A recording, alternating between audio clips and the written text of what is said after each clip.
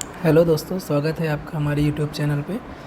ये assistant professor exam 2017 का solution part 4 है। तो चलिए शुरू करते हैं। इस प्रॉब्लम में एक यूनिट सर्किल सी दिया हुआ है और इस यूनिट सर्किल सी के ऊपर इस कॉम्प्लेक्स इंटीग्रल की वैल्यू कैलकुलेट करना है।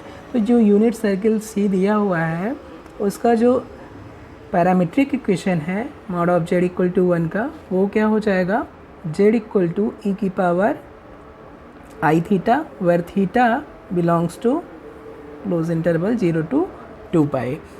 और इसलिए डी जेड कितना हो जाएगा, डी जेड इक्वल टू हो जाएगा आई टाइम्स ई की power i theta D theta हो जाएगा। अब अगर यहाँ से हम रियल और इमेजनरी वेरिएबल को अलग करें तो ये है कॉस थीटा प्लस आई साइन थीटा, इसलिए x इक्वल टू क्या हो जाएगा, कॉस थीटा हो जाएगा। तो जो आपका इंटीग्रल दिया हुआ है वो चेंज हो जाएगा, integral over c x d z is equal to integral 0 to 2 pi, x की वैल्यू है कॉस थीटा और डी जेड की वैल्यू है आई टाइम्स ई की पावर आई डी थीटा। तो ये जो आपका इंटीग्रल है, ये इसको और सिंप्लीफाई करें तो ये हो जाएगा कॉस थीटा और टाइम्स आई, और ई की पावर आई थीटा को हम लिख सकते हैं कॉस थीटा प्लस आई साइन थीटा डी थीटा।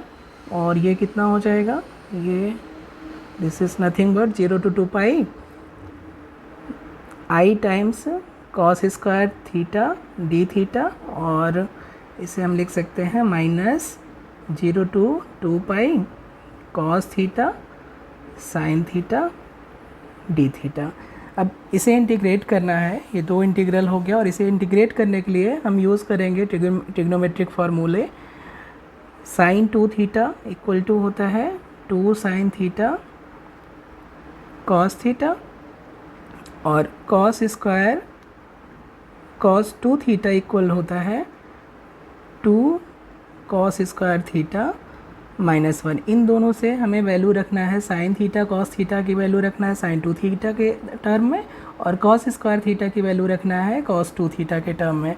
तो ये जो इंटीग्रल है वो हो जाएगा आपका इक्वल टू 0 to 2 पाई, ये हो जाएगा 0 to 2 पाई और आई टाइम्स 1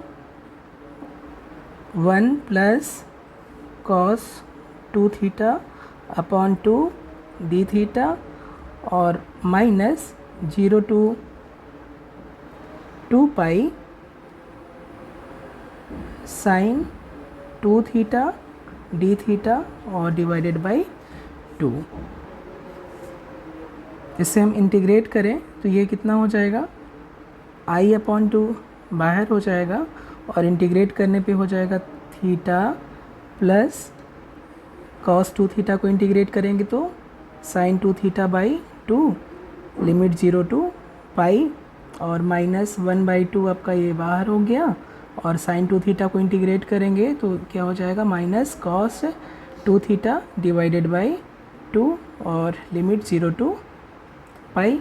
और ये वैल्यू कितना हो जाएगा, ये हो जाएगा आई अपॉन 2, ये वैल्यू सब्स्टिट्यूट करेंगे अपर लिमिट तो 2 pi plus sign 4 pi by 2 और माइनस 0 माइनस साइन 0 अपॉन 2, और ये कितना हो जाएगा प्लस 1/2 और कॉस 4 पाई माइनस कॉस 0। अब साइन 4 पाई की वैल्यू क्या होती है, साइन n पाई की वैल्यू होती है ऑलवेज 0, और कॉस n पाई की वैल्यू होती है माइनस 1 की power n for any integer.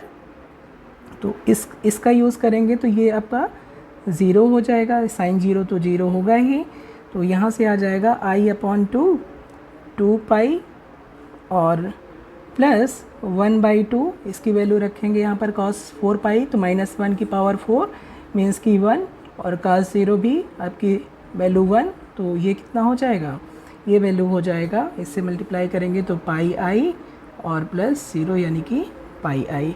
जो आपका करेक्ट आंसर है वो फर्स्ट हो जाएगा। ये फंक्शन है ये जो फंक्शन दिया हुआ है F Z equal to e की power Z upon Z minus 1 power 2।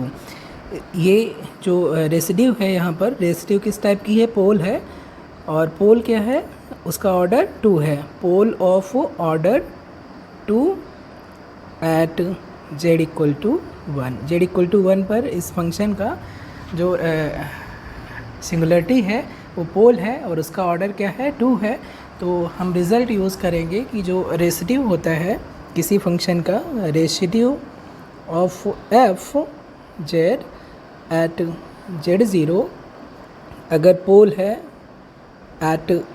Eight pole of order n, उसके लिए फार्मूला होता है कि residue of F Z at Z zero is equal limit Z tends to Z zero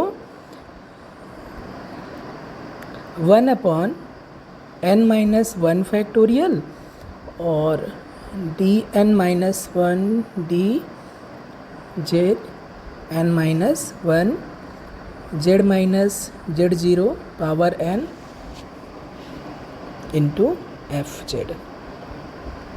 ये हम formula यहाँ पर यूज़ करेंगे। आप यहाँ पर देख रहे हैं कि पोल ये ऑर्डर n के लिए है फार्मूला, हमारा यहाँ पर n इक्वल टू 2 है, तो जो फार्मूला है वो सिंप्लीफाई हो जाएगा और ये फार्मूला यूज़ करेंगे तो just residue of given function f Z at 1, ये क्या हो जाएगा, लिमिट जेड टेंस टू 1 और n की वैल्यू यहाँ पर 2 है तो 2 माइनस 1 फैक्टोरियल और ये हो जाएगा d by D Z of Z minus 1, n की वैल्यू 2 है तो स्क्वायर, और एफ जेड आपका दिया हुआ ई की power Z upon Z minus 1 का होल स्क्वायर।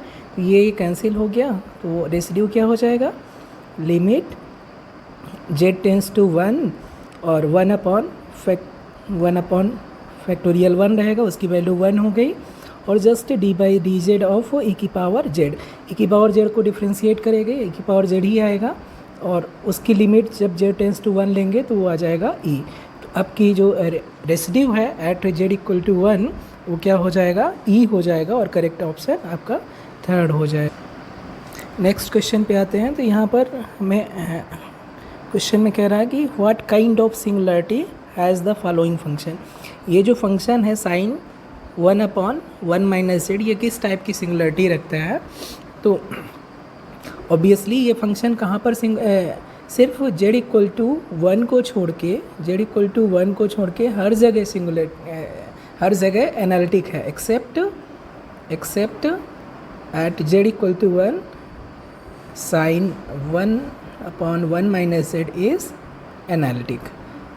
तो ये जो सिंगुलरिटी है ये नॉन आइसोलेटेड नहीं हो सकती है और ना ही रिमूवेबल हो सकती है। तो ये दो ऑप्शन तो अपने आप ही डिस्कार्ड हो जाएंगे, क्योंकि आइसोलेटेड सिंगुलरिटी का मतलब है कि किसी पॉइंट को हम बोलते हैं आइसोलेटेड सिंगुलरिटी अगर उस पॉइंट के अराउंड एक नेबरहुड मिले जिसके हर एक पॉइंट पर फंक्शन एनालिटिक हो जाए। तो आप देख रहे हैं जेड इक्वल टू 1 को छोड़ के ये फंक्शन हर जगह एनालिटिक है, इसकी वजह से ये जो सिंगुलरिटी होगी वो आइसोलेटेड टाइप की ही होगी। और दूसरा एक रिज़ल्ट होता है कि अगर एफ जेड को के around z equal to Z zero को हम बोलेंगे आइसोलेटेड सिंगुलरिटी। अगर z equal to Z zero पर हम इसका लॉरेंट सीरीज एक्सपेंशन में क्या है, इनफाइनाइट नंबर ऑफ टर्म्स आए।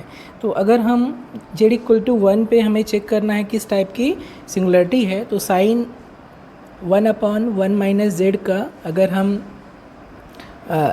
लॉरेंट सीरीज एक्सपेंशन लिखें तो ये क्या हो जाएगा, 1 minus 1 minus Z plus 1 upon factorial 3 1 minus Z power 3 और माइनस ये ऐसे आएगा। आप यहाँ पर देख रहे हैं 1 माइनस जो जेड है या जेड माइनस 1 है उसकी पावर आपकी इनफाइनाइटली मैनी टर्म्स मिल रहे हैं 1 माइनस जेड की इस सीरीज़ में।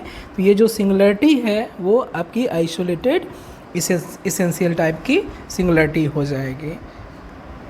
नेक्स्ट क्वेश्चन में अगर आप देखें तो नेक्स्ट क्वेश्चन में आपका इंटीग्रल है, इसकी वैल्यू आप डायरेक्ट कैलकुलेट नहीं कर सकते हैं इतना आसानी से। इसका एक फार्मूला है फार्मूला ये होता है कि 0 to pi d theta upon a plus b cos theta is equal pi upon under root a square minus b square. Obviously यहाँ पर a ग्रेटर देन b है एंड b ग्रेटर देन 0 है। इस value के साथ में जो इस इंटीग्रल की वैल्यू है हमेशा ये होती है। तो यहाँ पर आप कंपेयर कर सकते हैं। तो यहाँ पर दिया है b इक्वल टू 1, तो जो आपका इस इंटीग्रल की वैल्यू हो जाएगी वो क्या हो जाएगी, पाई upon under root a square minus 1 हो जाएगी। तो जो करेक्ट ऑप्शन है वो ये फर्स्ट हो जाएगा। नेक्स्ट क्वेश्चन में फिर से सिंगुलरिटी पूछ रहा है कि किस टाइप की सिंगुलरिटी है इस फंक्शन के पास। तो एट जेड इक्वल टू 0 पर, तो अगर आप देखें ध्यान से तो लिमिट जेड टेंस टू 0 पर जो एफ जेड है वो उसकी लिमिट एग्जिस्ट कर रही है। और किसी पॉइंट पर अगर लिमिट एग्जिस्ट कर रही है, फाइनाइट लिमिट एग्जिस्ट कर रही है, तो वो पॉइंट रिमूवेबल सिंगुलरिटी कहलाता है। यहाँ पर ई की पावर जेड -1 है अपॉन जेड। अब देख रहे हैं ये 0/0 का केस बन रहा है, तो एल हॉस्पिटल रूल हम लगा सकते हैं। तो ये लिमिट कितनी हो जाएगी, limit Z tends to 0, differentiate करेंगे की पावर जेड अपॉन 1 और लिमिट जैसे ही लेंगे तो ये आपकी वैल्यू हो जाएगी 1। तो ये लिमिट क्या हो रही है, एग्जिस्ट भी कर रही और फाइनाइट एग्जिस्ट भी कर रही है, और इसकी जो वैल्यू है वो क्या है, फाइनाइट भी है। तो अगर किसी पॉइंट पर किसी फंक्शन की लिमिट एग्जिस्ट कर रही है और वो लिमिट क्या है, फाइनाइट है, तो वो फंक्शन उस पॉइंट पर रिमूवेबल सिंगुलरिटी एट मोस्ट रख सकता है। तो ये इसका करेक्ट आंसर सेकेंड हो जाएगा। नेक्स्ट क्वेश्चन में यहाँ पर एक मैपिंग दिया हुआ है और पूछ रहा है कि इस लाइन की जो इमेज है वो क्या हो जाएगी। तो अगर यहाँ पर हम देखें तो W इक्वल टू 1/z है, या इसी को हम लिख सकते हैं Z इक्वल टू 1/W लिख सकते हैं। तो यहाँ से अगर आप कंपेयर करें तो ये हो जाएगा Z इक्वल टू W को हम U प्लस आई वी रख लें और इसके कॉम्प्लेक्स कॉन्जुगेट से मल्टीप्लाई करें तो ये हो जाएगा U माइनस आई वी और ये हो जाएगा U minus i v upon U square plus b square. अगर कंपेयर करें तो x equal to U upon U square plus b square और y बराबर क्या हो जाएगा, minus b upon U square plus b square. Okay, तो अब यहाँ पर जो इमेज निकालना है, इसलिए 2x प्लस 3y माइनस 7 बराबर क्या हो जाएगा,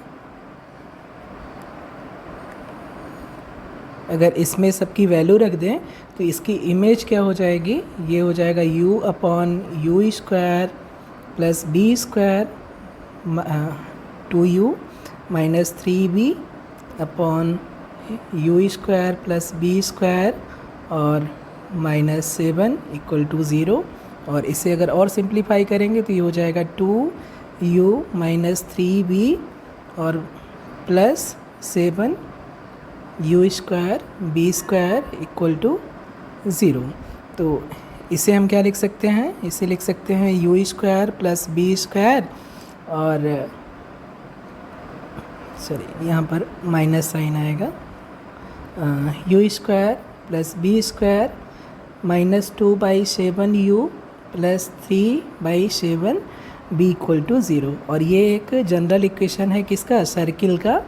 u एंड b में ये किसका इक्वेशन है, ये सर्किल का इक्वेशन है। तो जो इस इमेज है इस लाइन की इमेज क्या हो जाएगी, इस लाइन की इमेज एक सर्किल हो जाएगा। तो हमारा फर्स्ट ऑप्शन करेक्ट हो जाएगा।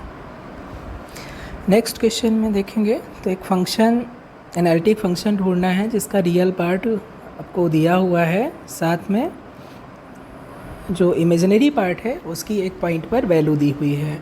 तो हमें पता है कि अगर एनालिटिक फंक्शन है तो ये Cauchy Riemann equation ux equal to b y and u y equal to minus b x को सेटिस्फाई करेगा। अब यहाँ पर ux बराबर क्या हो जाएगा, डिफ्रेंशिएट करेंगे तो 3x square minus 3 Y square हो जाएगा, और इसे किसके बराबर होना चाहिए, इसको बराबर होना चाहिए बी वाई के बराबर। तो यहाँ से अगर हम इसे इंटीग्रेट करें y के रिस्पेक्ट में तो b कितना हो जाएगा, b इसलिए v इक्वल टू हो जाएगा 3x square minus 3y square, integrate कर रहे हैं विद रिस्पेक्ट टू y और keeping x as a constant, और plus function of some function of only x, ये हो जाएगा इंटीग्रेट करने पे। और इसकी वैल्यू कितनी हो जाएगी, ये आपका हो जाएगा 3x square y minus y cube और प्लस hx। तो आपकी वैल्यू आ गई है b की ये। अब अगर हमें इसे डिफ्रेंशिएट करें किसके रिस्पेक्ट में, x के रिस्पेक्ट में, तो bx बराबर क्या हो जाएगा यहाँ से 6xy और प्लस h डैश x। यहाँ से bx इतना आ गया, और अगर हम uy निकालें, जो फंक्शन ये दिया है u दिया है, वहाँ से डिफ्रेंशिएट करें y के रिस्पेक्ट में, तो ये हो जाएगा -6xy। तो आपका कॉची रीमान इक्वेशन से क्या होना चाहिए कि bx equal to minus uy के बराबर होना चाहिए, या uy equal to minus bx के बराबर होना चाहिए। तो यहाँ पर दोनों की वैल्यू रखेंगे तो हमें क्या मिलेगा, 6xy plus h dash x is equal minus of minus 6xy। तो यहाँ कितना हो जाएगा 6xy, और दिस इम्प्लाइज ये क्या मिलेगा h dash x equal to 0। h dash x 0 है, इसका मतलब क्या है कि जो hx है वो क्या है, एक जस्ट कांस्टेंट है। अब इसलिए जो हमारा b हो जाएगा, b कितना हो जाएगा, b इक्वल टू हो जाएगा 3x square y minus y cube plus एक कांस्टेंट c। अब इस कांस्टेंट की वैल्यू निकालने के लिए हमें यूज़ करना है कि b1 की वैल्यू 1 है, तो 1 इक्वल टू 3 माइनस 1 और प्लस c हो जाएगा। अब इसकी वैल्यू कैलकुलेट करना है, तो इसकी वैल्यू कितनी हो जाएगी, इसकी वैल्यू हो जाएगी आपकी, this implies c equal to कितना हो जाएगा -1, c इक्वल टू कितना हो जाएगा, c इक्वल टू -1 हो जाएगा। तो आपका जो b है वो आपका हो जाएगा 3x square y minus y cube और -1। तो करेक्ट आंसर आपका हो जाएगा ये -1 minus y cube plus 3x square Y.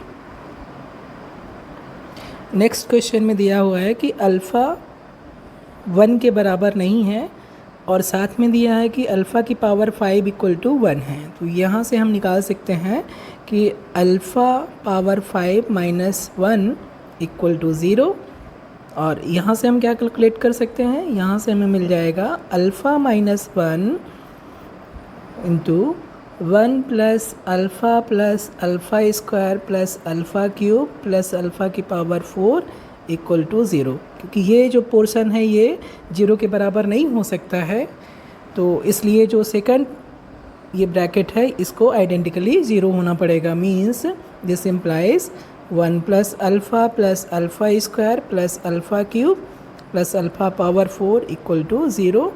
क्यों, क्योंकि अल्फ़ा 1 के बराबर नहीं है, इसलिए अल्फ़ा माइनस 1 ये 0 के बराबर नहीं है। तो ये आपका आइडेंटिकली 0 के बराबर हो जाएगा। और अगर हम इसे अल्फ़ा से डिवाइड कर दें तो ये मिल जाएगा 1 alpha plus 1 plus alpha square plus alpha cube equal to 0 मिल जाएगा। या इसी को हम क्या लिख सकते हैं, 1 plus alpha square plus alpha cube plus 1 by alpha equal to 0। तो करेक्ट ऑप्शन आपका फर्स्ट हो जाएगा।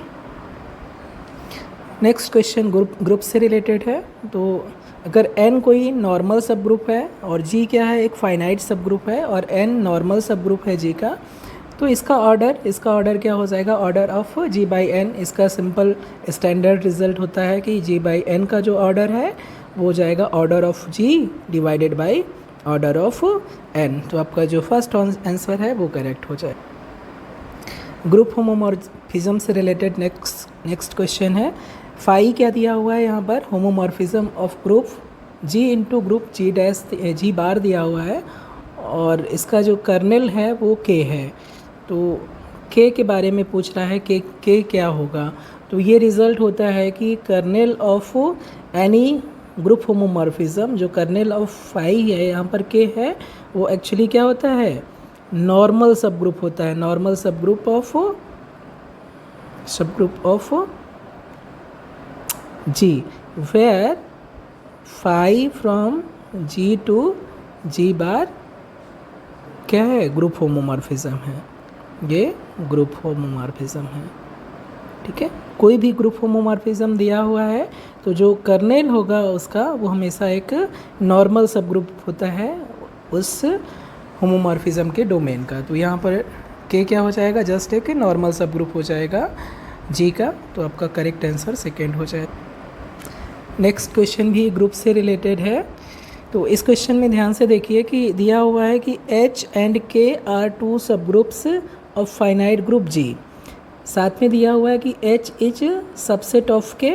अब H सबसेट ऑफ K है तो H इंटरसेक्शन क्या हो जाएगा, ये जस्ट H के बराबर हो जाएगा।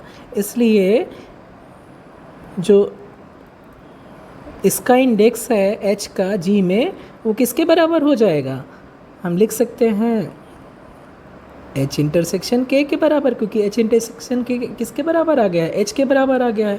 तो ये दोनों इक्वल हो जाएंगे। तो आपका जो करेक्ट आंसर है सेकंड हो जाएगा। नेक्स्ट क्वेश्चन कोसेट्स से रिलेटेड है। कोसेट्स के बारे में ये महत्वपूर्ण रिजल्ट होता है कि दो कोसेट्स, ठीक है, किसी जो सब ग्रुप से जनरेट होते हैं, इधर वो आइडेंटिकल होते हैं या तो डिसजॉइंट होते हैं, ठीक है। तो इसमें दो H1 और H2 दो राइट कोसेट हैं ऑफ अ सब ग्रुप H। तो क्या हो जाएगा, या तो वो इक्वल हो जाएंगे और या तो क्या हो जाएगा, वो डिसजॉइंट होंगे। सी, तो ऑप्शन नंबर 4 आपका करेक्ट हो जाए। नेक्स्ट क्वेश्चन में देखते हैं, the order of identity element of in a group G इस, जो किसी भी ग्रुप, कोई भी ग्रुप है उसमें जो आइडेंटिटी एलिमेंट है उसका ऑर्डर हमेशा क्या रहता है, 1 रहता है। और आइडेंटिटी एलिमेंट एक यूनिक एलिमेंट है जिसका जो ऑर्डर है वो 1 रहता है। And identity element is the unique element having order 1। सिर्फ आइडेंटिटी एलिमेंट ऐसा होता है जिसका ऑर्डर 1 होता है। तो आइडेंटिटी एलिमेंट का ऑर्डर 1 हो जाएगा। करेक्ट ऑप्शन आपका थर्ड। नेक्स्ट भी एक स्टैंडर्ड रिजल्ट है कि अगर R कोई कम्यूटेटिव रिंग है with unit element, then M is maximal ideal of R if and only if R by M is a field. आपका ये एक स्टैंडर्ड रिजल्ट है कि M मैक्सिमल आइडियल होगा R का इफ़ R बाई M क्या हो जाए, फील्ड हो जाए। आपका करेक्ट ऑप्शन थर्ड हो जाएगा।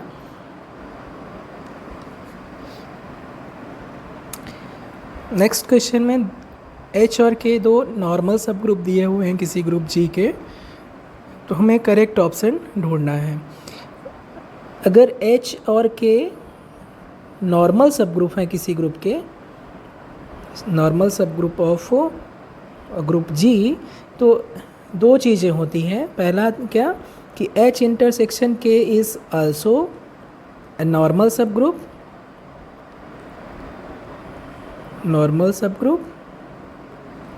ऑफ G, और दूसरा H इंटू K, ठीक है, इज़ आल्सो ए नॉर्मल सब ग्रुप। ये दो हमेशा ट्रू होते हैं कि ऑफ G कोई भी दो नॉर्मल सब ग्रुप हैं H और K, तो दोनों का इंटरसेक्शन और दोनों का प्रोडक्ट हमेशा क्या होगा, नॉर्मल सब ग्रुप हो जाएगा। तो आपका यहाँ पर करेक्ट ऑप्शन 4 हो जाएगा। ये क्वेश्चन PID, ED और UFT में क्या रिलेशन होता है ये कई बार एग्ज़ाम में, किसी भी कम्पिटिटिव एग्ज़ाम में पूछा जाता है। तो इसको हमेशा आप याद रखिए कि ईडी इम्प्लाई करता है पीआईडी और पीआईडी इम्प्लाई करता है यूएफडी, और कन्वर्स इसका ट्रू नहीं होता है, कन्वर्स इसका भी ट्रू नहीं होता है। मीन्स अगर कोई यूएफडी दिया है तो ज़रूरी नहीं है कि वो पीआईडी हो जाए, और अगर पीआईडी दिया है तो ज़रूरी नहीं है कि वो ईडी हो जाए। लेकिन अगर ईडी है तो वो डेफिनेटली पीआईडी भी होगा और डेफिनेटली वो यूएफडी हो जाएगा। तो हमेशा आपका जो करेक्ट आंसर है वो सेकंड हो जाएगा। क्लियर है कि जो ईडी का जो सेट है वो सबसे छोटा होता है, और फिर ये क्या है, ये पीआईडी है, और पीआईडी को कंटेन करने वाला एक लार्जर सेट है यूएफडी। ठीक है, तो ईडी इम्प्लाई करेगा पीआईडी को और पीआईडी इम्प्लाई करेगा ईडी को, मीन्स ईडी सबसे स्मॉलर कलेक्शन है। तो ईडी सबसेट हो जाएगा पीआईडी का और पीआईडी सबसेट हो जाएगा यूएफडी का। तो आपका भी करेक्ट हो जाएगा। नेक्स्ट क्वेश्चन पे आते हैं। यहाँ पर दिया है if Z10 denotes the ring of integer modulo 10 then number of ideal of Z10। Actually ये रिज़ल्ट है कि जो Zn है, ठीक है, ring of integers modulo n, उसके जो number of ideals in Zn is equal tau n, where tau is divisor function.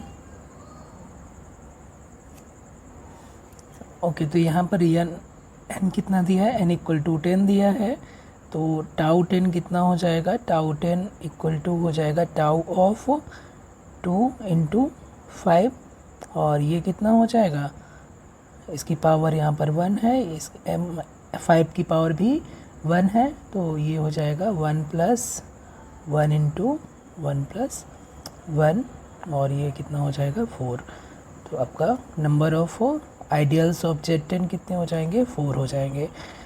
Actually जितने ही Zn के सब ग्रुप रहते हैं वो सारे के सारे आइडियल बन जाते हैं Zn के, और Zn के कितने सब ग्रुप है, टाउ n, जितने इसके डिवाइज़र है n के पॉसिबल हो सकते हैं उतने ही इसके सब ग्रुप हो सकते हैं, और उतने ही वो सारे सब ग्रुप्स क्या हो जाते हैं, आइडियल बन जाते हैं। तो tau n is number of subgroups of Zn and tau n is also number of ideals of Zn। तो हमारा करेक्ट ऑप्शन सी हो जाएगा। ओके, नेक्स्ट क्वेश्चन पे आते हैं। तो यहाँ पर the regular permutation group isomorphic to the group G, ये ग्रुप दिया हुआ है जो मल्टीप्लिकेशन के रिस्पेक्ट में एक साइक्लिक ग्रुप है, प्राइम ऑर्डर का है तो साइक्लिक हो जाएगा, जहाँ पर 1 ओमेगा एंड ओमेगा स्क्वायर। तो ये फर्स्ट ऑप्शन में एक सेकेंड ऑर्डर का ग्रुप दिया हुआ है, तो ये इम्पॉसिबल है, इसके आइसोमॉर्फिक रहेगा। ऑप्शन बी में भी आपका क्या दिया हुआ है, 2 ऑर्डर का ग्रुप दिया है, तो ये भी पॉसिबल नहीं है। ठीक है, ये जो सी दिया हुआ है ये एक परम्यूटेशन ग्रुप है, और इसमें 3 एलिमेंट हैं, तो 3 एलिमेंट का ग्रुप है, तो ये भी एक साइक्लिक ग्रुप हो जाएगा, और 2 cyclic group of same order हमेशा आइसोमॉर्फिक होते हैं। तो जो करेक्ट ऑप्शन हो जाएगा वो सी हो जाएगा। नेक्स्ट क्वेश्चन को देखते हैं। यहाँ पर दिया हुआ है set Z set of all integers with 2 binary operation. यहाँ पर जो एडिशन ऑपरेशन दिया है और मल्टीप्लिकेशन दिया हुआ है इस तरीके से डिफाइन है रिस्पेक्टिवली। ये जो ऑपरेशन है ये एक्चुअली में Z को ग्रुप बना देता है, ठीक है, और इसका जो आइडेंटिटी एलिमेंट है वो एक्चुअली में यहाँ पर जो आइडेंटिटी एलिमेंट है, एडिटिव आइडेंटिटी, ये यहाँ पर क्या है, ये आइडेंटिटी आपका है -1, यहाँ पर एडिटिव आइडेंटिटी की तरह काम कर रहा है। आप चाहे तो चेक कर सकते हैं, a प्लस ऑफ -1 करेंगे तो बाय डेफिनीशन ये क्या हो जाएगा, a प्लस -1 और +1, और ये कितना आ जाएगा, a आ जाएगा।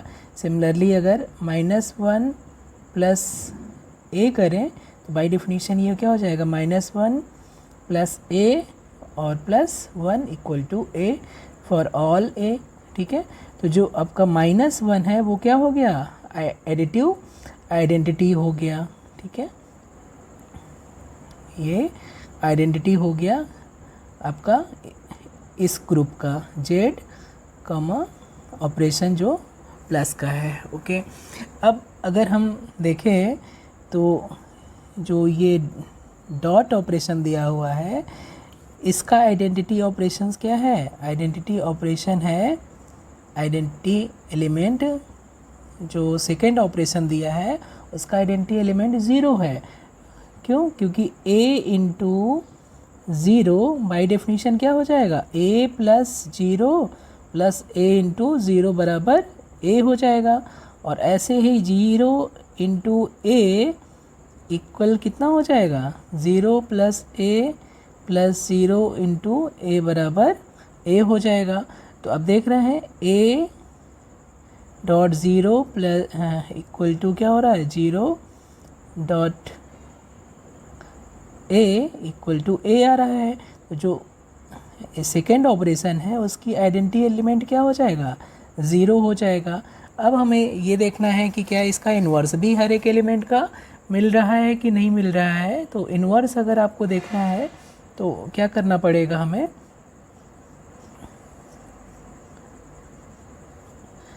जो एडिटिव है, एडिशन मल्टीप्लिकेशन है, 0 इज मल्टीप्लिकेटिव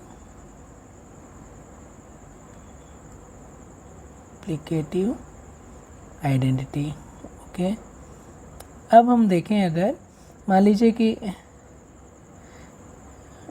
b क्या है, b a का इन्वर्स है, a डॉट 0 है, a डॉट b करने पर क्या मिल रहा है, मल्टीप्लिकेटिव आइडेंटिटी 0 मिल जा रहा है। तो अगर डेफिनीशन का यूज़ करें तो ये क्या हो जाएगा, a plus b plus a b बराबर 0। तो आपका b कितना हो जाएगा, b इक्वल टू हो जाएगा, b कॉमन ले लें तो ये हो जाएगा 1 plus A equal to minus A, यानी कि b इक्वल टू क्या हो जाएगा, b इक्वल टू हो जाएगा आपका -a/1 प्लस ए। और ये क्या है, a तो आपका नॉट इक्वल टू -1 के लिए आपका ये क्या हो जाएगा, ये एक नॉन इंटीज़र है। ठीक है, ये इंटीज़र नहीं हो सकता, a/1 प्लस ए इंटीज़र नहीं हो सकता है। ठीक है, ये एक फ्रैक्शन हो जाएगा।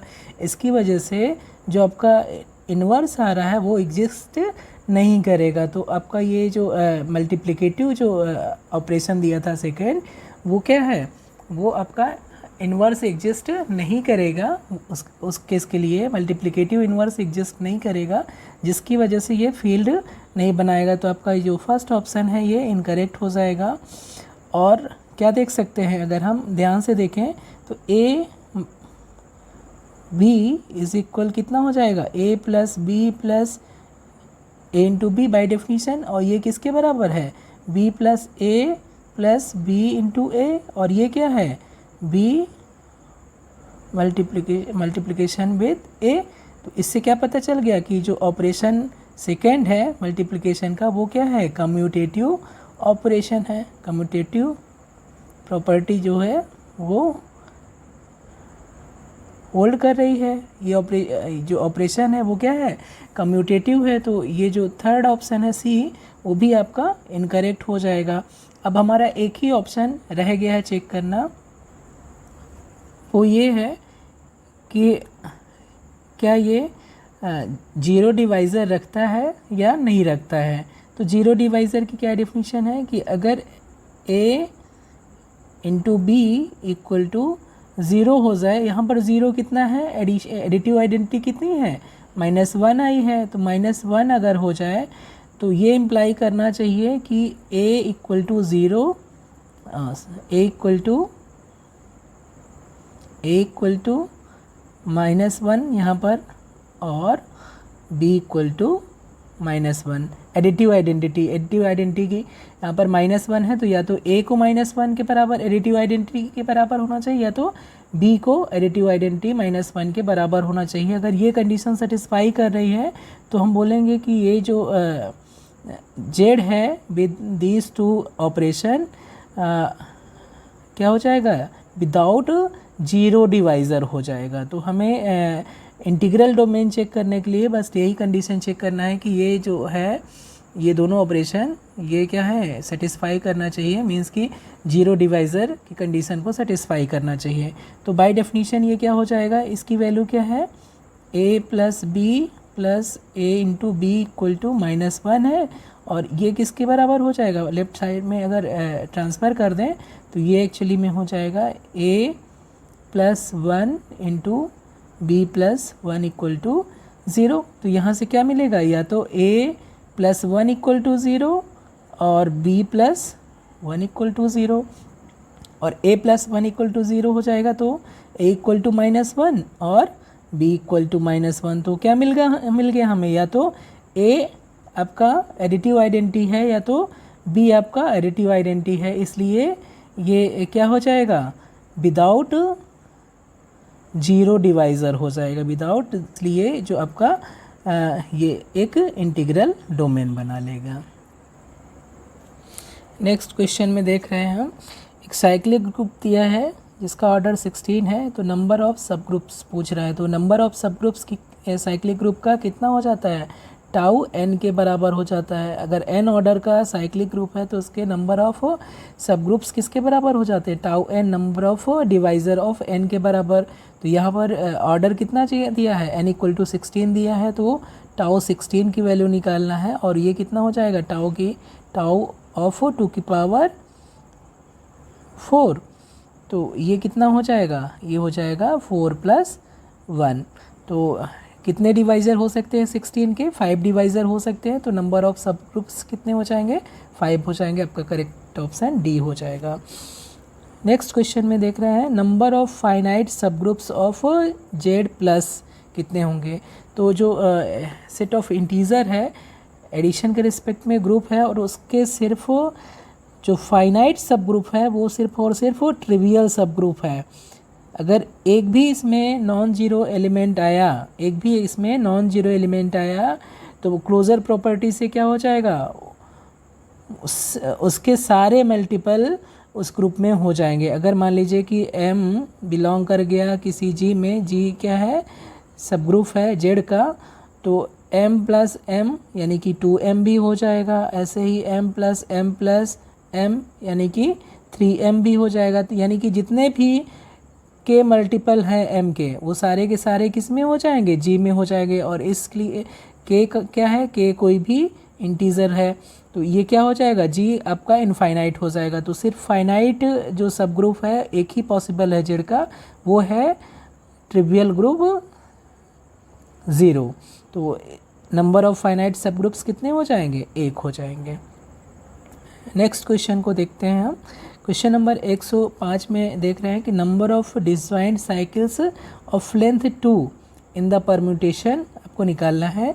तो आपको देखना है कि कितने साइकिल हो सकती हैं इसमें डिसजॉइंट साइकिल। तो पहले हम इसको लिखते हैं, तो 1 से स्टार्ट करते हैं। 1 3 को जा रहा है, और 3 फिर 7 को जा रहा है, तो 1 3 फिर नेक्स्ट आ जाएगा 7, और 7 8 को जा रहा है, और फिर 8 1 को जा रहा है, तो 7 8 को और 8 1 को गया, तो एक ये साइकिल हो गई। दूसरा 2 4 को जा रहा है, और 4 2 को जा रहा है, तो नेक्स्ट जो साइकिल है वो क्या हो जाएगी, 2 4।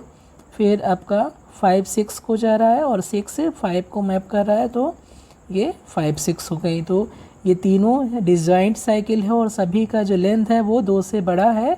तो number of disjoint cycles of length greater than 2 कितनी हो जाएगी, 1 2 और 3, टोटल 3 हो जाएंगी। तो करेक्ट ऑप्शन डी हो जाएगा। नेक्स्ट क्वेश्चन में देखते हैं, एक ग्रुप दिया है जी जिसका ऑर्डर 210 है, और ए और बी क्या है, नॉर्मल सब ग्रुप है जी का, और जिसके ऑर्डर क्या है 5 है और 7 है रिस्पेक्टिवली।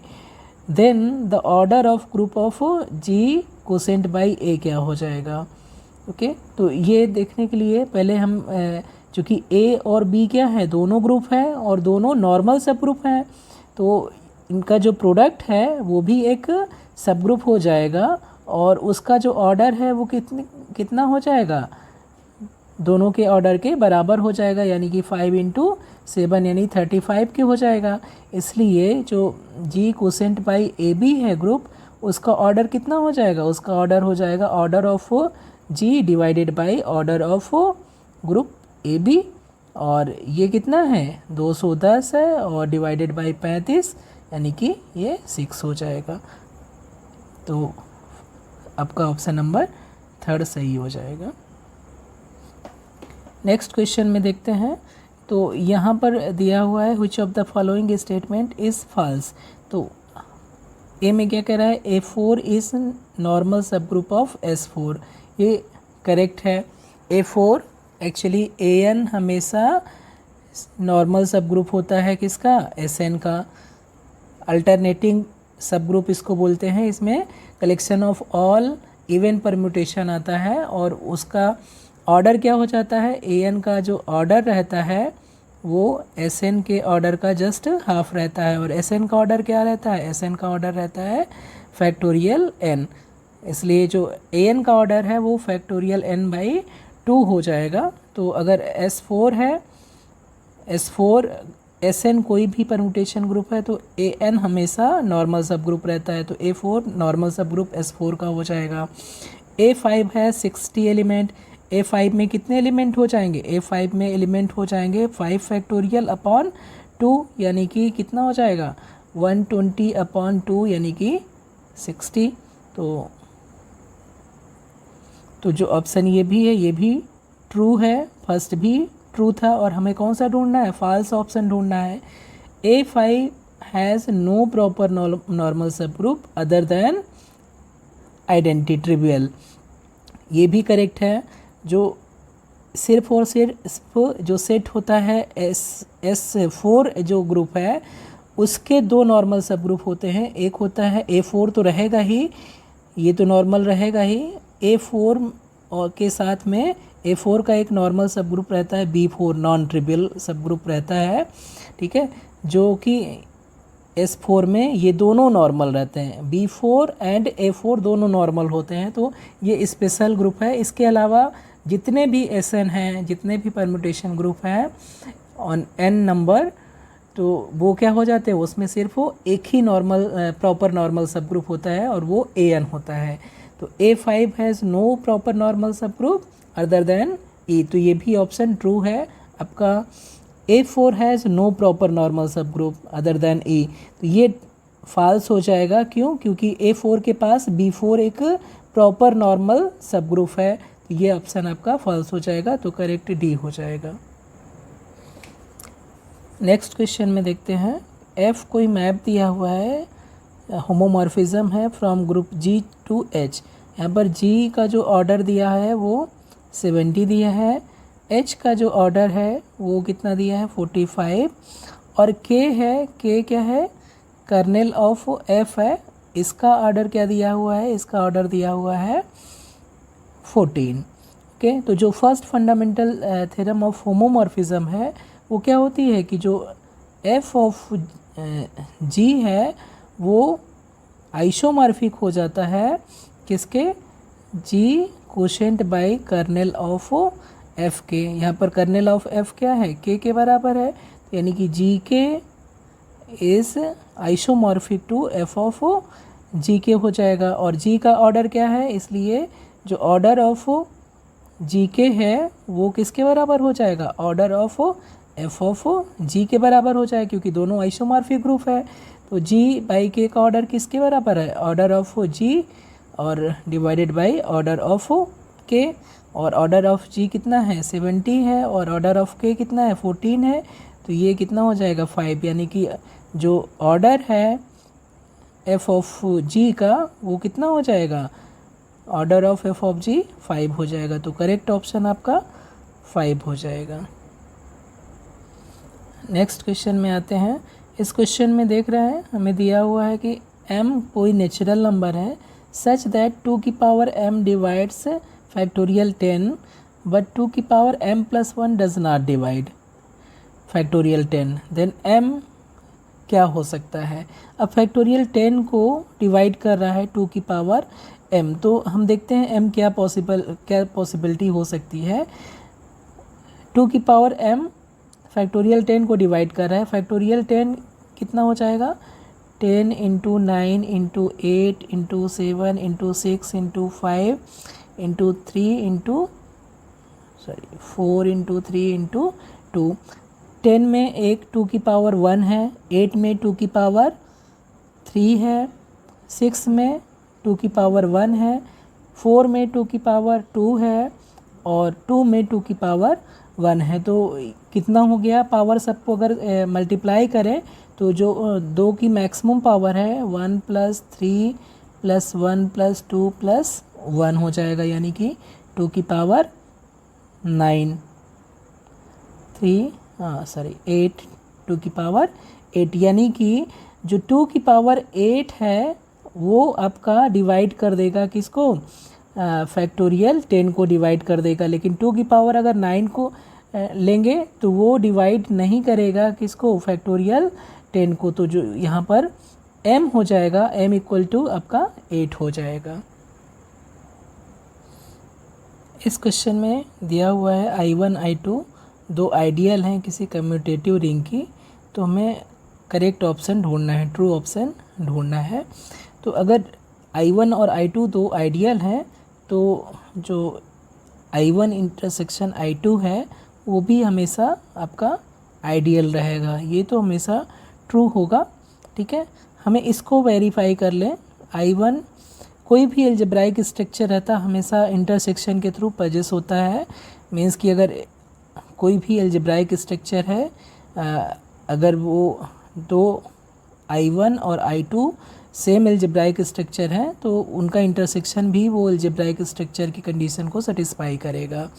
ओके, तो ये हमेशा आइडियल रहेगा। I1 प्लस I2 I1 और I2 दो आइडियल हैं, तो I1 प्लस I2 भी आइडियल हो जाएगा। इसको चेक करते हैं। सपोज I1 बिलोंग कर रहा है I1 में कोई आर्बिट्रेरी एलिमेंट है और I2 कोई आर्बिट्रेरी एलिमेंट है I2 का। तो R टाइम्स अगर हम I1 प्लस I2 लें तो ये क्या हो जाएगा, R I1 हो जाएगा प्लस R I2 हो जाएगा। और R I1 कहाँ का एलिमेंट हो जाएगा, I1 का, क्योंकि I1 आइडियल है तो R I1 I1 में हो जाएगा और R I2 किस में हो जाएगा, ये R I2 में हो जाएगा। R I2 क्योंकि I2 क्या है, आइडियल है, इसलिए ये R I1 I1 में है, R I2 I2 में है, इसलिए इन दोनों का सम किस में हो जाएगा, I1 प्लस I2 में हो जाएगा फॉर ऑल R। इसलिए I1 प्लस I2 क्या हो जाएगा, एक आइडियल हो जाएगा। तो आपका फर्स्ट ऑप्शन करेक्ट हो जाएगा। नेक्स्ट क्वेश्चन पे आते हैं। If 9 to the power 97 is divided by 97 then by Fermat's theorem the remainder is. तो फॉर्मेट्स थ्योरम क्या होती है, फॉर्मेट्स थ्योरम जो होती है, फॉर्मेट्स थ्योरम वो होती है कि अगर p कोई भी प्राइम नंबर है, p प्राइम नंबर है और a कोई भी इंटीज़र है, a एनी इंटीज़र, तो जो a की पावर p है, ठीक है, वो कॉन्ग्रुएंट हो जाता है a के मॉड p। इसका मीनिंग क्या है कि जो p है वो डिवाइड करेगा a की पावर p माइनस a को, या आप ऐसे कह सकते हैं कि a की पावर p को जब हम p से डिवाइड करते हैं तो जो रिमाइंडर है वो क्या बचता है, जो रिमाइंडर है वो a बचता है। ठीक है, तो ये आपका फॉर्मेट्स थ्योरम है। तो देखिए यहाँ पर 97 p इक्वल टू क्या दिया है, 97 दिया है और a इक्वल टू क्या दिया है, 9 दिया है।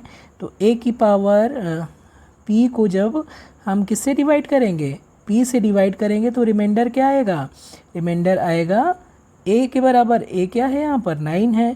तो फॉर्मेट्स थ्योरम से क्या हो जाएगा, फॉर्मेट्स थ्योरम से 9 की पावर 97 माइनस 9 ये किससे डिविजिबल हो जाएगा, ये कॉन्ग्रुएंट टू 0 हो जाएगा, या 9 की पावर 97 कॉन्ग्रुएंट टू 9 हो गया, मॉड p हो गया p मीन्स 97, और इसका मीनिंग क्या हो गया कि जब हम 97 से 9 की पावर 97 को डिवाइड करेंगे तो वो रिमाइंडर में क्या बचेगा, ये 9 बचेगा। तो जो करेक्ट ऑप्शन है आपका 9 हो जाएगा। एक सिंपल एग्जांपल लेते हैं। अगर p इक्वल टू हम 5 ले लें और a इक्वल टू ले लें 2, ठीक है, तो a की पावर p कितना हो जाएगा, a की पावर 2 की पावर 5 हो जाएगा, और ये आपका 32 हो जाएगा। ठीक है, अब a की पावर p फॉर्मेट्स थ्योरम से कांग्रुएंट टू a हो जाएगा मॉड 5, मीन्स कि जब 32 को हम 5 से डिवाइड करें, 5 से डिवाइड करें तो रिमाइंडर कितना आएगा, a आना चाहिए, यानी कि 2 आना चाहिए। तो यही फॉर्मेट्स थ्योरम है कि अगर हम a की पावर p को डिवाइड करेंगे p से, ठीक है, जहाँ पर p ऑब्वियसली p क्या है, p आपका a से बड़ा है, ठीक है, तो उस केस में आपका जो रिमाइंडर है, रिमाइंडर आपका कितना आएगा, a आएगा। तो ये फॉर्मेट्स थ्योरम है। नेक्स्ट क्वेश्चन में कह रहा है which of the following set is connected. जो q है वो कनेक्टेड नहीं होता है। हम q को क्या लिख सकते हैं, अगर √2 क्या है, √2 आपका इरेशनल नंबर है तो हम क्या लिख सकते हैं, -∞ टू √2 और intersection q union √2 to infinity intersection q। तो इसमें ऐसे रेशनल नंबर आ जाएंगे जो √2 से कम है, और यहाँ पर ऐसे रेशनल नंबर आ जाएंगे जो √2 से बड़े हैं। ठीक है, तो ये क्या हो गया, ये एक डिसकनेक्शन रिप्रेजेंट कर रहा है। तो q आपका कनेक्टेड नहीं है, ये आपका गलत हो जाएगा। ऐसे i सेट ऑफ इंटीजर ये भी आपका डिसकनेक्टेड होता है। सेट ऑफ नेचुरल नंबर ये भी डिसकनेक्टेड सेट है। जो r है वो सिर्फ कनेक्टेड होता है, ठीक है, r सिर्फ कनेक्टेड होता है, और r के वही सबसेट कनेक्टेड होते हैं जो इंटरवल होते हैं। q, i और n ये तीनों इंटरवल नहीं है, इसकी वजह से ये तीनों डिसकनेक्टेड हो जाएंगे। ठीक है, r इंटरवल है, r किसके बराबर है, r -∞ टू इन्फिनिटी, ये एक इंटरवल है, तो ये आपका कनेक्टेड हो जाएगा। नेक्स्ट क्वेश्चन में दिया है product of eigen values of the matrix पूछ रहा है। तो अगर हम ध्यान से देखें तो ये इस कॉलम का जो फर्स्ट कॉलम है उसके सारे एलिमेंट का सम कितना है, 3 + 3 = 6। ऐसे ही सेकेंड कॉलम का जो सारे एलिमेंट का सम कितना है, 2 + 4 = 6। तो अगर किसी मैट्रिक्स के जो सभी कॉलम का सम एक कांस्टेंट नंबर आता है तो वो जो कांस्टेंट नंबर है वो आपका आइगन वैल्यू हो जाता है। इसी तरह से अगर किसी मैट्रिक्स में सभी रोज़ का जो सम है वो एक कांस्टेंट नंबर आता है तो वो कांस्टेंट नंबर एक आइगन वैल्यू हो जाता है। यहाँ पर sum of first column is 6, sum of second column is 6, तो 6 यहाँ पर क्या हो जाएगा, 6 एक आइगन वैल्यू हो जाएगा। और 6 अगर आइगन वैल्यू है तो जो मैट्रिक्स का ट्रेस होता है, जो ट्रेस ऑफ ए होता है वो सम ऑफ आइगन वैल्यूज़ के बराबर होता है। और ट्रेस क्या होता है, जो लीडिंग डायगोनल एलिमेंट हैं उनका सम। तो ट्रेस यहाँ पर क्या हो जाएगा, 3 + 4 हो जाएगा, और सम ऑफ आइगन वैल्यूज़ क्या हो जाएगा, 6 प्लस दूसरा आइगन वैल्यू हम लैम्डा मान लेते हैं, तो ये कितना हो जाएगा, 7 = 6 + लैम्डा, यानी कि लैम्डा = 1। तो जो प्रोडक्ट ऑफ आइगन वैल्यूज़ क्या हो जाएगा, 6 × 1, यानी कि आपका प्रोडक्ट 6 हो जाएगा, यानी ऑप्शन डी करेक्ट हो जाएगा। नेक्स्ट क्वेश्चन में एक डिफरेंशियल इक्वेशन दिया हुआ है और ये dy/dx + py = q टाइप का है, लीनियर डिफरेंशियल इक्वेशन है। तो इसका इंटीग्रेटिंग फैक्टर कितना हो जाएगा, इंटीग्रेटिंग फैक्टर = हो जाएगा 3e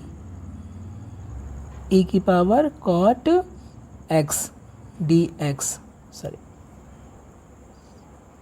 इसका इंटीग्रेटिंग फैक्टर कितना हो जाएगा, e की power 3 times integral of cot x D x, और ये किसके बराबर हो जाएगा, e की power 3 log of sine x. Okay, और ये किसके बराबर हो जाएगा, साइन क्यूब एक्स के बराबर हो जाएगा। तो जो सोल्यूशन है वो कितना हो जाएगा, y इंटू इंटीग्रेटिंग फैक्टर यानी कि sine cube x equal to integral of 3x square cosec square x sorry cube x into sine cube x D x plus C, और ये कितना हो जाएगा, integral 3x square D x plus C cosec cube x sine cube x cancel out हो जाएंगे, और ये कितना है, एक्स क्यूब प्लस सी हो जाएगा। तो जो सोल्यूशन है y sine cube x equal to x cube plus C हो जाएगा, यानी कि सी ऑप्शन करेक्ट हो जाएगा। नेक्स्ट क्वेश्चन में दिया है कि if the solution of differential equation represents a circle then the value of a is what. तो यहाँ पर हम देखते हैं कि ये वेरिएबल सेपरेबल है जो दिया है डिफरेंशियल इक्वेशन, तो हम यहाँ इसको लिख सकते हैं 2y plus b d y equal to a x plus 3 d x. इसको अगर हम सॉल्व करें तो ये हो जाएगा y square plus b y equal to a x square by 2 और प्लस 3x और प्लस सम कांस्टेंट c। अब इसको अगर हम और आगे लेके जाएं तो ये कितना हो जाएगा, ये हो जाएगा minus a x square by 2 plus y square minus 3x plus b y equal c। और ये सर्किल कब रिप्रेजेंट करेगा, ये सर्किल तभी रिप्रेजेंट करेगा जब एक्स स्क्वायर और वाई स्क्वायर दोनों के कोफिशिएंट कितने हो जाए, कोफिशिएंट दोनों के 1 हो जाए। तो वाई स्क्वायर का कोफिशिएंट तो 1 दिया है और एक्स स्क्वायर का कोफिशिएंट कितना दिया है, माइनस ए बाई 2 दिया है, और इसको कितना होना चाहिए, 1 के बराबर होना चाहिए। इसलिए ए बराबर क्या हो जाएगा, -2 के बराबर हो जाएगा। जब a इक्वल टू -2 होगा तब ये हमेशा सर्किल को रिप्रेजेंट करेगा, तो फर्स्ट ऑप्शन करेक्ट हो जाएगा। नेक्स्ट क्वेश्चन देखते हैं। तो नेक्स्ट क्वेश्चन में हमें ऑर्डर निकालना है और डिग्री निकालना है इस डिफरेंशियल इक्वेशन का। तो ऑर्डर क्या होता है किसी डिफरेंशियल इक्वेशन का, किसी डिफरेंशियल इक्वेशन का जो ऑर्डर है वो उस डिफरेंशियल इक्वेशन में जो हाईएस्ट ऑर्डर डेरिवेटिव है, ठीक है, वो उसका ऑर्डर हो जाता है। तो यहाँ पर हाईएस्ट ऑर्डर डेरिवेटिव क्या है, d2y और dx2, ठीक है, और इसका ऑर्डर कितना है, 2 है। तो जो इसका ऑर्डर है वो कितना हो जाएगा, ऑर्डर इक्वल टू 2 हो जाएगा। डिग्री निकालने के लिए सबसे पहले हमें इसको फ्रैक्शन लेस करना पड़ता है, तो दोनों तरफ पावर 4 कर देंगे, d2y by dx2 power 4 equal to क्या हो जाएगा, y plus dy by dx square हो जाएगा। फ्रैक्शन लेस अगर हो गए सारे जो डिफरेंशियल्स हैं, ठीक है, सारे डिफरेंशियल हैं वो अगर फ्रैक्शन लेस हो गए तो उसके बाद हम फिर डिग्री निकालते हैं। जो हाईएस्ट ऑर्डर डेरिवेटिव है उसकी जो पावर है वही डिग्री कहलाती है। तो हाईएस्ट ऑर्डर डेरिवेटिव d2y और dx2 है और इसकी जो पावर है वो 4 है, तो इसकी डिग्री क्या हो जाएगी, 4 हो जाएगी। तो ऑर्डर 2 है और डिग्री 4, यानी कि ऑप्शन डी करेक्ट हो जाएगा। नेक्स्ट क्वेश्चन में दिया हुआ है कि e की पावर -x और x e की power -x are solutions of the differential equation this, then a और b क्या हो सकते हैं। तो देखिए यहाँ पर जो इसका ऑक्सिलरी इक्वेशन है वो क्या हो जाएगा, ऑक्सिलरी इक्वेशन हो जाएगा m स्क्वायर प्लस a और plus b, m square plus ma और प्लस b इक्वल टू 0, इसका ऑक्सिलरी इक्वेशन हो जाएगा। अब इसके जो सोल्यूशन है वो e की पावर -x और x e की पावर -x तभी हो सकते हैं जब इस ऑक्सिलरी इक्वेशन का जो सोल्यूशन है वो क्या हो जाए, m इक्वल टू -1 और -1 हो जाए, ठीक है, रिपीटेड हो जाए और साथ में दोनों की वैल्यू क्या हो जाए, -1 हो जाए। तो इसकी जो रूट हैं वो -1 कब आएंगे, जब m इक्वल टू आपका हो जाए m इक्वल टू हो जाए 2 और b m equal to 2 a equal to 2 हो जाए और बी इक्वल टू 1 हो जाए। ए इक्वल टू 2 हो जाएगा, बी इक्वल टू 1 हो जाएगा, तो ये जो इक्वेशन है वो कन्वर्ट हो जाएगा m square plus 2m plus 1 equal to 0, implies कि m plus 1 square equal to 0, यानी m इक्वल टू -1 और -1 इसके दो रूट हो जाएंगे। तो इसका जो सलूशन है वो क्या हो जाएगा, c1 e की power -x c1 plus c2x e की पावर -x हो जाएगा, यानी कि c1 e की power -x plus c2x e की पावर -x। तो ये आपके दो सलूशन हो जाएंगे। तो जो करेक्ट आंसर है a इक्वल टू 2 और b इक्वल टू 1 होना चाहिए। नेक्स्ट क्वेश्चन में हमें एक डिफरेंशियल इक्वेशन दिया हुआ है।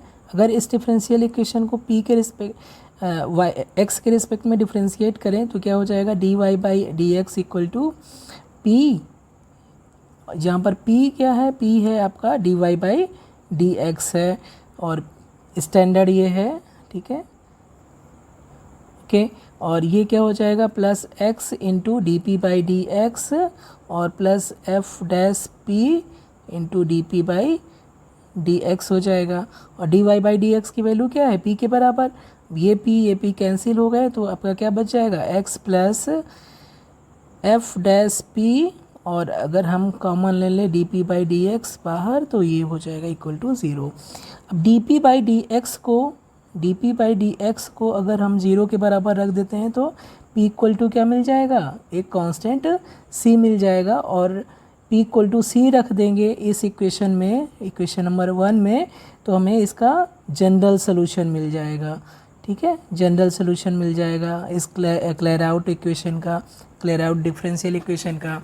और जब हम x plus F dash p equal to 0 से, ये इक्वेशन 2 है और ये इक्वेशन फर्स्ट है, यहाँ इन दोनों से अगर p को एलिमिनेट करते हैं तो हमें एक सिंगुलर सोल्यूशन मिलता है। तो जो करेक्ट आंसर हो जाएगा ये सेकेंड हो जाएगा। नेक्स्ट क्वेश्चन में दे रहा है कि which of the following differential equation is linear.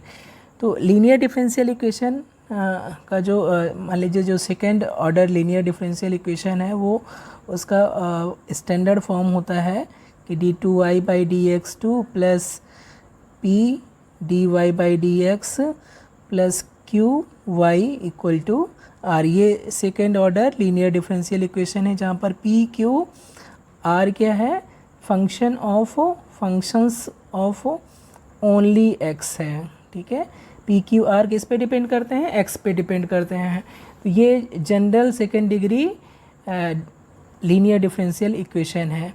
Linear differential equation की मेन जो खासियत रहती है, कैसे पहचानते हैं कि अगर कोई भी डिपेंडेंट जो वेरिएबल है उसका और उसके डेरिवेटिव का प्रोडक्ट किसी भी टर्म में नहीं आ रहा है तो फिर वो जो डिफरेंशियल इक्वेशन है वो आपका लीनियर बन जाता है। जैसे कि फर्स्ट में अगर देखें तो यहाँ पर y आपका डिपेंडेंट वेरिएबल है और y के डेरिवेटिव का प्रोडक्ट आ रहा है यहाँ पर y into y triple dash, इसलिए ये नॉट लीनियर है, लीनियर डिफरेंशियल इक्वेशन, ठीक है। सेकेंड में देखें तो यहाँ पर y डैश के साथ में एक फंक्शन जो डिपेंड कर रहा है y पे, ठीक है, तो y पे डिपेंड कर रहा है एक फंक्शन ये, और उसके साथ में y डैश का मल्टीप्लिकेशन है, तो ये भी एक नॉन लीनियर डिफरेंशियल इक्वेशन हो जाएगा। तो ये भी आपका इनकरेक्ट है, फर्स्ट भी इनकरेक्ट है। यहाँ पर देखें तो जो x की पावर 10 है उसको आप डिवाइड कर सकते हैं, तो यहाँ पर देख रहे हैं y इस डबल डैश है और इसके साथ में y या y डैश कहीं पर भी मल्टीप्लाई नहीं है, यहाँ पर भी y डैश ही है, y या y डबल डैश ये कोई भी मल्टीप्लाई नहीं है, सिर्फ फंक्शन ऑफ x है। यहाँ पर भी y क्या है, y के साथ में फंक्शन ऑफ y या y के डेरिवेटिव का प्रोडक्ट नहीं है। तो जो आपका ये है आपका लीनियर डिफरेंशियल इक्वेशन हो जाएगा। करेक्ट ऑप्शन सी हो जाएगा। यहाँ पर भी आप देख रहे हैं यहाँ y डैश की पावर 2 हो जा रहा है, y डैश का y डैश के साथ में ही प्रोडक्ट है, इसलिए ये भी ऑप्शन इनकरेक्ट हो जाएगा। करेक्ट ऑप्शन सी हो जाएगा। नेक्स्ट क्वेश्चन में देख रहे हैं set of all limit points of the set of integers पूछ रहा है। Set of integers z equal to ये डॉट डॉट -2 -1 0 1 2 3 ये आपका सेट ऑफ इंटीजर है। और इसके जो लिमिट पॉइंट है वो क्या होते हैं, ये एक्चुअली जेड एक क्लोज सेट होता है, जेड क्या होता है, क्लोज सेट होता है। और इसका जो लिमिट पॉइंट है वो एम्प्टी होता है, कोई भी पॉइंट इसका लिमिट पॉइंट नहीं होता है। ठीक है, the set of limit points of the set of integers is empty set. कोई भी पॉइंट सेट ऑफ इंटीजर्स का लिमिट पॉइंट नहीं होता है। तो आपका ये भी रॉन्ग है, ये भी रॉन्ग है, ये भी रॉन्ग है। आपका correct answer none of these हो जाएगा। ठीक है, नेक्स्ट क्वेश्चन में आते हैं। तो नेक्स्ट क्वेश्चन में क्या कह रहा है कि the order of differential equation of the family of circles of variable radii, radii जो है वो आपका वेरिएबल है with centre on x axis, वो क्या हो सकते हैं, आपका जो जनरल इक्वेशन है x minus h square plus y square equal to r square हो जाएगा, क्योंकि सर्किल है उसका सेंटर आपका एक्स एक्सिस में है, तो कोई भी सर्किल हो सकता है। यहाँ भी सेंटर है, यहाँ भी सेंटर है, तो कोई भी आपका सर्किल ऐसे हो जाते हैं, हो सकते हैं। और रेडियस आपकी भी वो भी वेरिएबल है, आपका रेडियस भी बड़ा हो सकता है, छोटा भी हो सकता है। तो आपका आर भी चेंज हो रहा है और एच भी चेंज हो रहा है। जो एक्स एक्सिस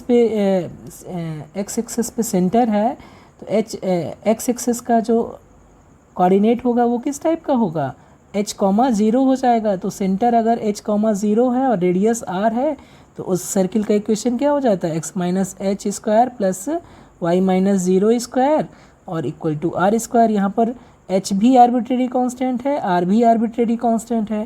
तो यहाँ पर कितने आर्बिट्रेरी कांस्टेंट होंगे, 2 हो गए। इसलिए इसके डिफरेंशियल इक्वेशन का जो ऑर्डर है वो क्या हो जाएगा, 2 हो जाएगा। जितने आर्बिट्रेरी कांस्टेंट रहेंगे उतने ऑर्डर का डिफरेंशियल इक्वेशन आपको मिलेगा। तो करेक्ट ऑप्शन बी हो जाएगा। नेक्स्ट क्वेश्चन में कह रहा है कि solving the equation y double dash plus Y equal to sec X by variation of parameter method Wronskian is. तो रॉन्स्कियन कैसे निकालते हैं, पहले हमें होमोजीनियस पार्ट को देखना पड़ता है, y double dash equal plus Y equal to 0, इसका auxiliary equation m square plus 1 equal to 0 हो जाएगा। और यहाँ से m इक्वल टू क्या हो जाएगा, प्लस माइनस i आ जाएगा। तो इसका जो कॉम्प्लीमेंट्री फंक्शन है वो कितना हो जाएगा, c1 cos x plus c2 sin x हो जाएगा। ओके, तो जो रॉन्स्कियन डिफाइन होता है, रॉन्स्कियन कैसे डिफाइन होता है, ये हो जाएगा cos x sin x और डेरिवेटिव ऑफ cos x नीचे यानी कि माइनस sin x, और यहाँ पर डेरिवेटिव ऑफ sin x यानी कि cos x। इसका डिटर्मिनेंट, इस मैट्रिक्स का डिटर्मिनेंट, अगर कोई दो फंक्शन है f1 f2 तो उनका रॉन्स्कियन कैसे डिफाइन करते हैं, this is equal to determinant of f1 f2 और f1 dash and f2 dash. ठीक है, ये इसका डिटर्मिनेंट आपका रॉन्स्कियन कहलाता है। तो यहाँ पर जो cos x sin x है और उनका डेरिवेटिव नीचे है और इसका डिटर्मिनेंट निकालेंगे तो क्या आ जाएगा, cos square x plus sine square x equal to 1। तो रॉन्स्कियन क्या हो जाएगा आपका, 1 हो जाएगा। फर्स्ट ऑप्शन करेक्ट हो जाएगा। इस क्वेश्चन में अगर हम पार्शियल इक्वेशन निकालना है जो कि सेटिस्फाई होता है इस फंक्शन से, तो पार्शियल डिफरेंशियल इक्वेशन अगर बनाना है तो f को एलिमिनेट करना होगा। तो अगर हम पार्शियली डिफरेंशिएट करें del z by del x लें तो ये p के बराबर हो जाएगा, और ये कितना हो जाएगा, f dash x minus y, और x माइनस वाई को अगर डिफरेंशिएट करेंगे x के रिस्पेक्ट में तो ये 1 हो जाएगा। और अगर z को y के रिस्पेक्ट में डिफरेंशिएट करेंगे तो ये q हो जाएगा, और ये किसके बराबर हो जाएगा, f dash x minus y, और y को x माइनस वाई को y के रिस्पेक्ट में डिफरेंशिएट करेंगे तो क्या आ जाएगा, -1 आ जाएगा। तो आपका क्या मिल गया, p equal to f dash x minus y, और q इक्वल टू क्या मिल जाएगा, minus f dash x minus y, यानी कि f dash x minus y equal to minus q. तो यहाँ से इन दोनों से हम एलिमिनेट कर सकते हैं, तो क्या हो जाएगा, p equal to minus q हो जाएगा, यानी कि P plus q equal to 0। तो आपका जो डिफरेंशियल इक्वेशन है वो P plus q equal to 0 हो जाएगा, यानी कि सी ऑप्शन करेक्ट हो जाएगा।